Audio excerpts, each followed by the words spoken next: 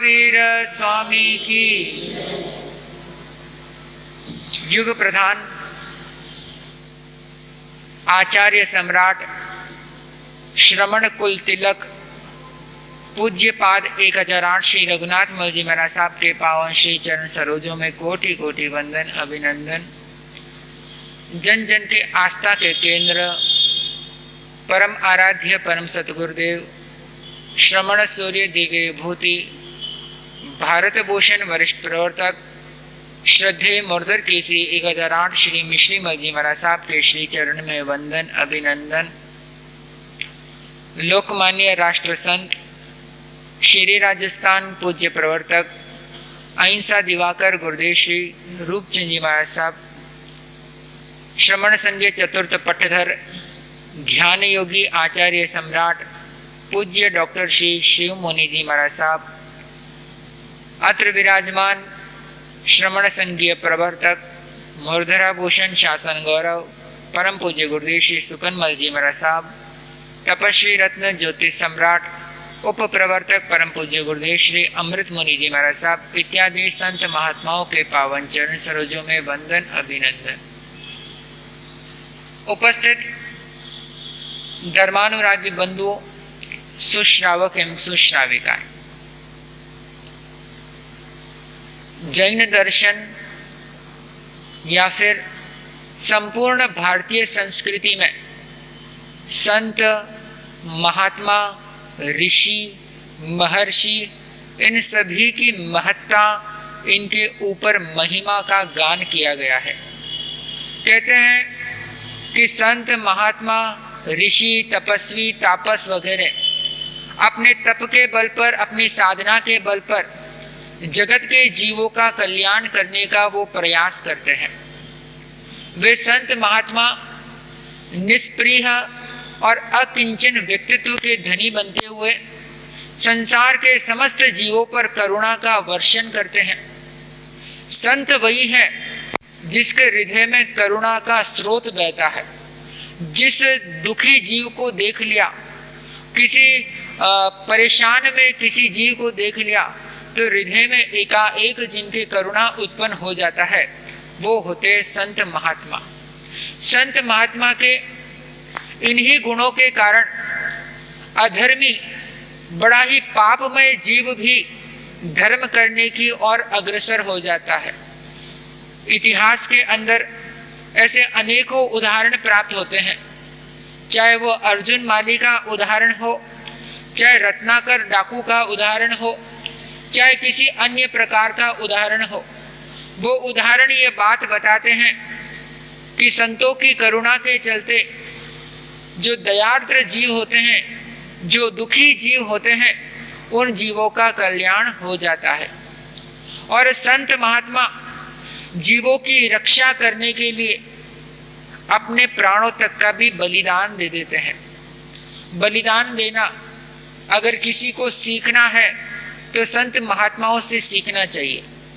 धर्म रुचि अणगार, जिन्होंने चींटियों की रक्षा करने के लिए कड़वा जहर के समान आहार को ग्रहण करके अपने प्राणों का क्या कर दिया, बलिदान कर दिया। आज का दिन बड़ा ही सुंदर है। आज तिथि वार और नक्षत्र के अनुसार आज हरियाली अमावस्या है और विशेष सोमवार का संयोग भी बन गया। तो वैदिक धर्म के अंदर आज के लोग पूजा पाठ में अधिक विश्वास रखते हैं, परंतु ये श्रावण मास की जो हरियाली अमावस्या है, वो अमावस्या का दिन हमारे आचार्य रघुनाथ परंपरा के लिए एक ऐतिहासिक दिन भी है। आज के दिन हमारे पूज्य गुरुदेव मूर्धर केसरी जी महाराज के जीवन का एक बड़ा ही उज्जवल पृष्ठ लिखा गया था। आज के दिन बात है विक्रम संवत 2010, यानी कि आज से 67 ईयर्स पहले गुरुदेव का चातुर्मास बिलाड़ा के अंदर हो रहा था। ठीक इन्हीं तरह दिन बीत रहे थे धर्म ध्यान की ओर। प्रायः गुरुदेव अपने शौच कर्म की निवृत्ति के लिए बिलाड़ा के पास एक बाण गंगा नाम का एक तट बना हुआ है, जहाँ पर एक पानी का कुंड है। प्राय सभी लोग शौच निवृत्ति के लिए वहीं पर जाते हैं। तो वो सब बाण गंगा नाम का जो जल का स्थान है, तो वहाँ पर अनेक प्रकार की मछलियाँ भी रहती है और खूब सारे जीव जंतु उस जल के कुंड में रहते हैं। घटना इस प्रकार हुई कि गुरुदेव ने एक दिन देखा कि कुछ मुस्लिम धर्म के अनुयायी, कुछ मुस्लिम युवक उस कुंड से मछलियों को निकालकर टोकरियों में भरकर लेकर जा रहे थे। हालांकि सरकार की ओर से निषेध था कि वहां पर कोई भी मछलियों को पकड़े या फिर मछलियों को लेकर जाए, परंतु कुछ दुष्प्रवृत्ति के आचरण के लोग किसी नियमों को मानते नहीं, पालते नहीं है। वहां पर गुरुदेव ने उन मछलियों की टोकरी को देखा। पानी के बिना मछलियों का जीवन ज्यादा समय तक ठहरता नहीं है। वो मछलियां उस टोकरी के अंदर बड़ी भारी रीति से छटपटा रही थी और उन जीवों को देखकर गुरुदेव के हृदय में दया का संचार हो गया और गुरुदेव ने उनका प्रतिकार करते हुए कहा कि भाई तुम ये गलत कर रहे हो। इन जीवों को मरते हुए देखकर तुम्हारा दिल कांपता नहीं है, तुम्हारा कलेजा कांपता नहीं है, परंतु जो दुष्टता पर उतर जाता है उसके ऊपर कोई भी उपदेश नहीं लगने वाला होता है। गुरुदेव तो समझाने का उसे प्रयास कर रहे थे। एक दिन समझाया, दूसरे दिन वापस वही घटना थी, 2 दिन समझाया, 3 दिन समझाया, परंतु उन मौलवियों ने उस बात को मानना स्वीकार नहीं किया। घटनाएं बढ़ती गई, दिन चलते गए और गुरुदेव की इस रोज रोज उपदेश की बात सुनकर उन मौलवियों को थोड़ा क्रोध आ गया। क्रोध इस सीमा तक आया कि उन्होंने गुरुदेव को मारने तक की योजना बना डाली और एक दिन एक मौलवी के इशारे पर 4 मुस्लिम युवक और मौलवी, इस तरह 5 युवकों ने मिलकर गुरुदेव को उस बाणगंगा तट पर घेर लिया और मौलवी के इशारों पर लकड़ियों से गुरुदेव के शरीर को लहू लुहान करने का प्रयास प्रारंभ हो गया। वहां पर साथ में उस समय पूज्य प्रवर्तक श्री रूपचंद जी महाराज साहब भी थे। उन्होंने उन मौलवियों को प्रतिकार करने का प्रयास किया तो मुरदर केसी जी महाराज ने कहा कि तुम प्रतिकार मत करो, ये संत की परीक्षा देने की समय है, उपसर्ग आया है तो इस उपसर्ग को सहन करने का समय है। धर्म की प्रभावना सहन करने से होती है, प्रतिकार करने से नहीं होती है। गुरुदेव के समझाने पर प्रवर्तक श्री जी शांत हो गए, परंतु वो मौलवी तब तक गुरुदेव को मारते रहे कि जब तक उनकी लाठियां टूट नहीं गई। जो श्वेत चमक रहे वस्त्र थे वो लाल रंग के रक्त से पूरे लाल रंगमय हो गए। मौलवी मार मराकर वहां से भाग गए और वहां पर रूपचंद जी महाराज मुरदर केसरी जी महाराज को सहारा देकर उन्हें जैसे तैसे स्थानक में लेकर आए और वो टिंचर की गवेषणा के लिए प्रवर्तक श्री जी गए। पास के मकान से दवाई लाई, टिंचर लाए और गुरुदेव को लगाने लगे। पीछे तभी वहां पर बिलाड़ा के एक वरिष्ठ श्रावक थे पुखराज जी ललवाणी, आज भी उनका पूरा परिवार है। वो स्थानक में आए तो वो किम कर्तव्य विमूढ़ हो गए कि ये हो क्या गया है। गुरुदेव साता पूर्वक गए थे और ये किस हालत में यहाँ पर आ गए, आखिर हुआ क्या है बात। तब तक वहां पर एक विजय सिंह जी नाम के मुंशी थे जो गुरुदेव के परम भगत और पूरे प्रशासन को अपने अधिकृत में रखने वाला व्यक्तित्व वाला व्यक्ति था। वो भी स्थानक में आ गया। वो थोड़ा क्रोधी प्रवृत्ति वाले थे, मतलब ऐसे हालात को देख लिया तो सामान्य कोई भी श्रावक आवेश में आए बिना नहीं रहता है। स्थिति आप में से भी अगर कोई वहां पर होता तो क्रोध आए बिना नहीं रहता है। तो वो एकदम चिल्लाए वहां पर कि किसकी मजाल हो गई कि आज हमारे गुरुदेव की ऐसी हालत उन्होंने कर दी है। तभी वहां पर एक कुंभारिन आती है दौड़ती दौड़ती और वो आकर सीधे विजय सिंह जी को कहती है कि मुंशी जी आज गजब हो गया, मैंने अपनी आंखों से देखा कि हमारे गुरुदेव को कुछ मौलवियों ने पीटा है। मौलवी का नाम आते ही हिंदू मुस्लिमों का तो उस समय वैसे भी झगड़ा तो रात दिन होते ही थे, और वहां पर किसी जैन संत के ऊपर हाथ उठा देना, और वैसे भी वहां पर गुरुदेव की लोकप्रियता 36 कौम के अंदर थी।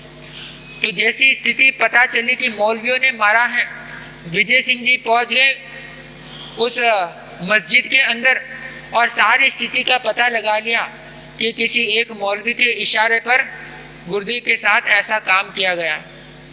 खबर पड़ते ही वहां पर 36 कौम की जनताओं ने मिलकर क्रोध भरे आवेश में आकर पूरे मस्जिद को घेर लिया, और हिंदू मुस्लिम का झगड़ा नहीं हो जाए इस दृष्टिकोण के चलते वहां पर मिलिट्री फोर्स भी आ गई। स्थिति जब कंट्रोल से बाहर हो रही थी तो पुलिस प्रशासन ने गुरुदेव से आकर निवेदन किया कि गुरुदेव अब ये कंट्रोल हमसे नहीं होने वाला है, क्योंकि थोड़ी बहुत भी अगर स्थिति खराब हो गई तो मरने मारने की स्थिति पर लोग आ जाएंगे।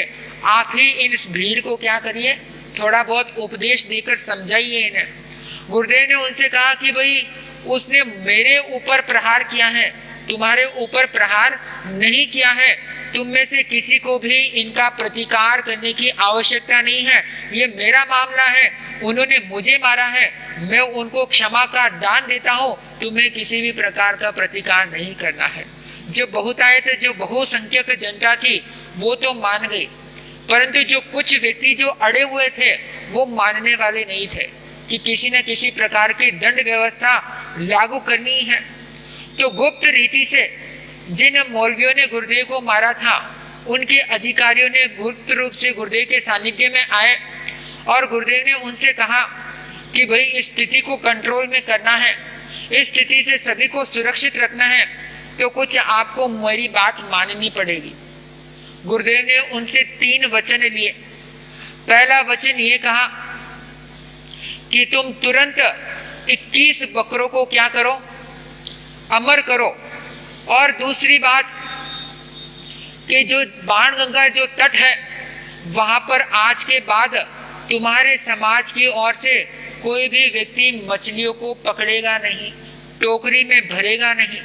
और तीसरा वचन ये कि जिन्होंने मेरे ऊपर प्रहार किया है उन मौलवी और उन युवकों को तुरंत इस बिलाड़ा से क्या कर दो, किसी अन्य गांव में भेज दो, क्योंकि वहां पर रहा तो उनके प्राणों की कोई गारंटी नहीं हो सकती है, किसी भी समय में वो लड़ाई झगड़ा वापस जन्म ले सकता है। तो इस प्रकार से गुरुदेव ने वहां पर उनसे 3 वचन, गुरुदेव की प्रेरणा से वहां पर स्थितियां क्या हो गई, पूरी व्यवस्थित रूप से हो गई। और वो दिन और आज का दिन कि गुरुदेव की प्रेरणा से एक अमर जीव दया का काम उस बिलाड़ा शहर के अंदर हो गया, और आज भी वो घटनाएं कई व्यक्तियों के हृदय में जीवंत बनी हुई है, क्योंकि वो हालत ऐसी थी कि अगर गुरुदेव ने उस समय में सही डिसीजन नहीं लिया होता, अपना उपदेश नहीं दिया होता, तो वहां पर एक बहुत बड़ी दंगे वाली स्थिति भी जन्म ले सकती थी। तो इस प्रकार से जब करुणा का प्रसंग होता है, जब जीवों की जीव दया का प्रश्न हो, तब वहां पर मोरदर केसरी का नाम तो सबसे पहले आता है। उन्होंने अपने पूरे जीवन काल के अंदर, अगर आज भी कोई व्यक्ति उन्हें नमन करता है, उनकी यश गाथा चारों ओर फैली है, तो सबसे पहला कारण है उनकी जीवों के प्रति दया की भावना। उन्होंने उस परिस्थितियों में गौओं की रक्षा करने के लिए, बकरों की रक्षा करने के लिए, जो जीव कसाई खानों में जाते हैं, कत्ल खानों में जाते हैं, उनकी रक्षा करने के लिए गौशालाएं और बकराशालाएं खोलने के लिए अगर स्थानकवासी संप्रदाय में किसी संत का नाम आता है तो सबसे पहले मोरदर केसरी जी महाराज का नाम आता है।